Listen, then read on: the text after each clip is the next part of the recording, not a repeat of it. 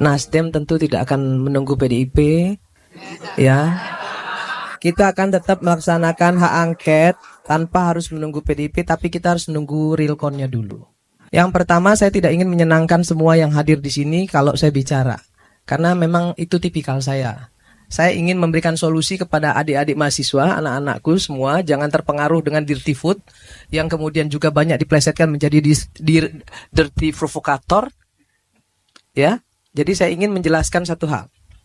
Siapa yang salah dalam carut marut politik kita hari ini? Siapa yang bersalah? Jokowi. Salah. Partai politik lebih salah lagi. Partai politik yang menjadi akar permasalahan seluruh ya kericuhan yang ada di negeri ini. Kenapa? Pragmatis. Nggak ada yang nggak pragmatis. Semua partai politik korupsi. Betul nggak? Kita nggak usah tutup-tutupin itu. Golkar pernah nggak jadi oposisi? Nggak pernah. Di dalam terus kok. Maunya aman-aman aja. PDIP ini bagusnya jadi oposisi, dia bagus. Tapi ketika dia menang, dia nggak bagus. Karena ketika dia menang, dia diam seperti kura-kura. Tapi ketika dia kalah, baru dia menjadi betul-betul jadi wong cilik. Itu pendapat saya. Soal kecurangan-kecurangan yang ada, yang tadi dikasih tahu Mbak Bibip dan lain sebagainya hari ini di sini saya buka. Saya pelaku. Saya adalah caleg. Saya harus keluarkan uang sekian miliar untuk bisa duduk. Yang seperti Pak JK bilang tadi, betul. Tapi saya apresiasi sekali tadi Pak JK bilang kita bukan untuk menang-menangan. Kita mau cari solusi kan hari ini di sini. Bagaimana election kita ke depan ini harus lebih baik? Kan itu intinya. Kalau itu yang mau kita lakukan, perbaiki partai politik kita. Jangan pilih calon-calon anggota dewan yang dari oligarki politik. Jangan endorse pengusaha-pengusaha kotor untuk masuk di parlemen. Jangan endorse pelecehan seksual, pecandu narkoba, koruptor, masuk semua. Semua kenapa? Semua karena mengejar elektoral 4%. Siapapun yang bisa bawa kursi silahkan masuk. Asal bisa bawa kursi, itu yang merusak Pak JK.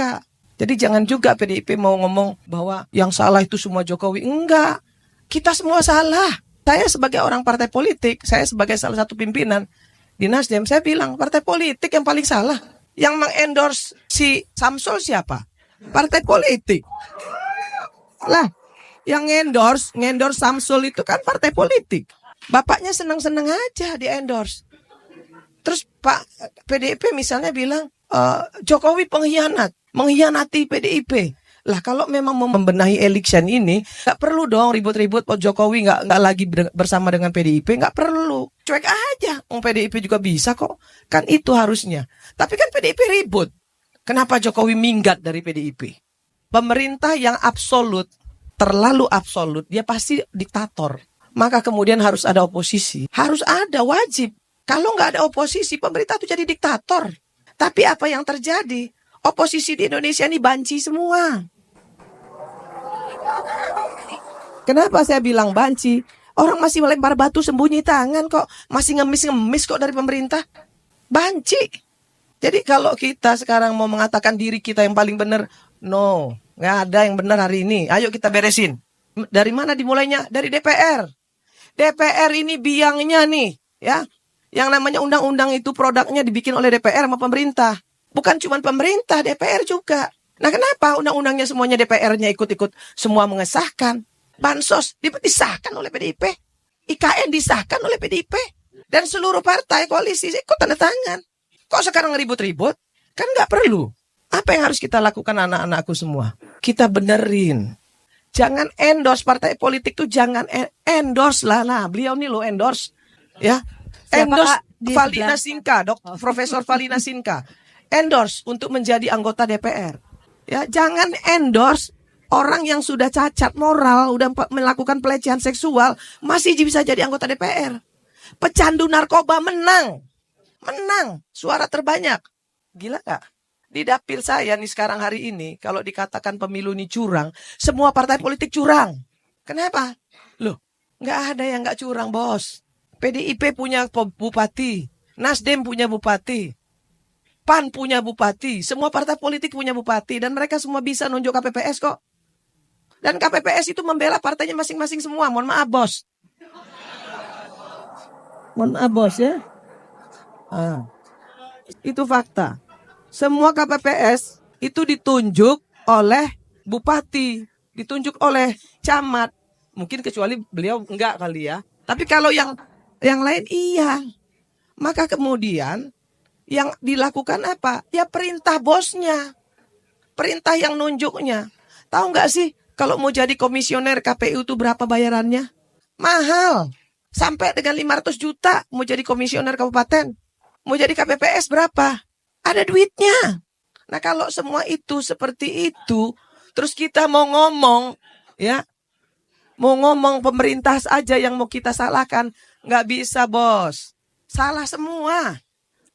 Jokowi bisa sekuat ini, kenapa? Karena partai politiknya korup.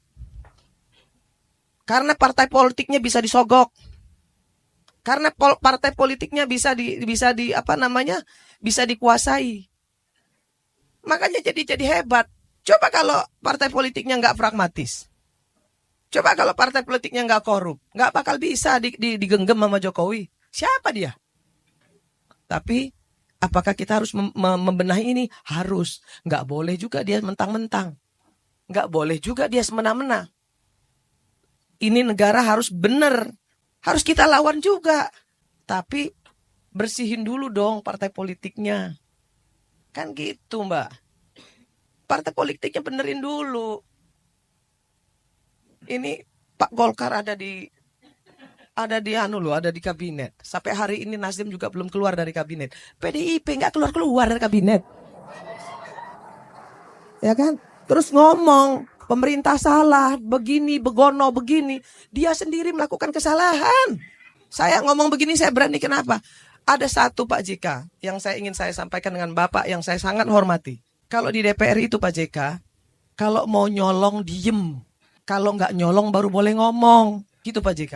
Di DPR itu saya mendapatkan istilah itu. Irma, kalau kamu kritis, kamu jangan nyolong.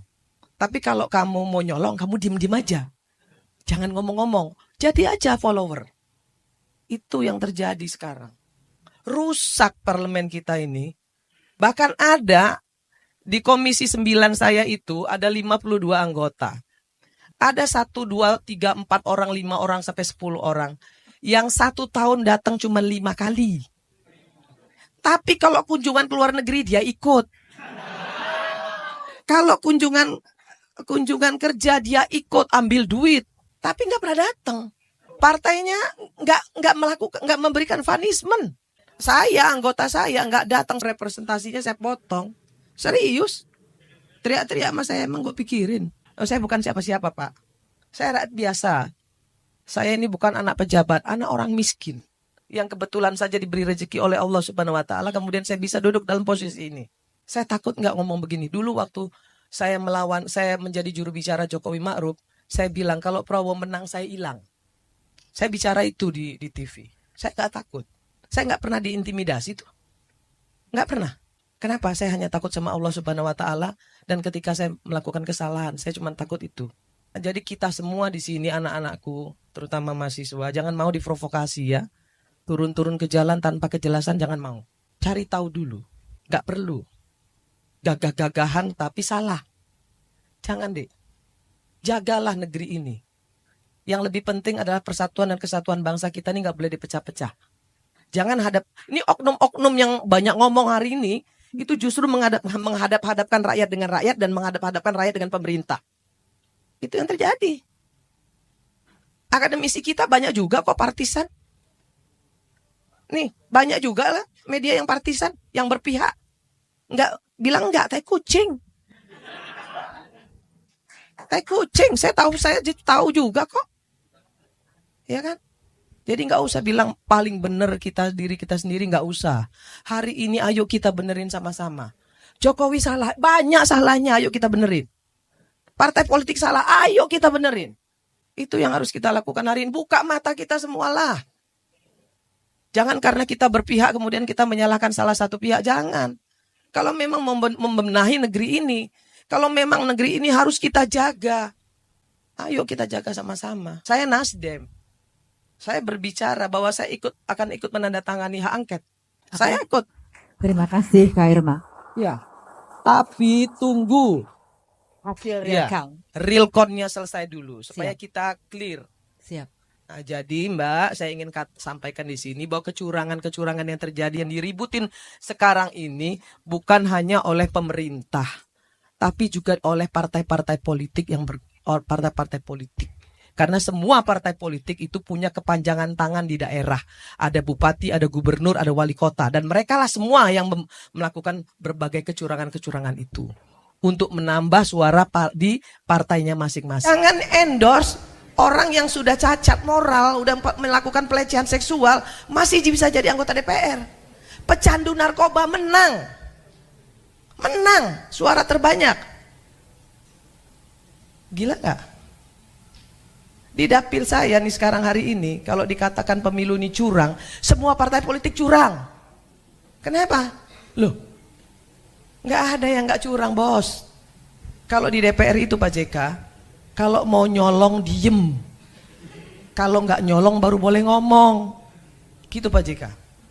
Di DPR itu saya mendapatkan istilah itu. Irma, kalau kamu kritis, kamu jangan nyolong. Tapi kalau kamu mau nyolong, kamu diem-diem aja.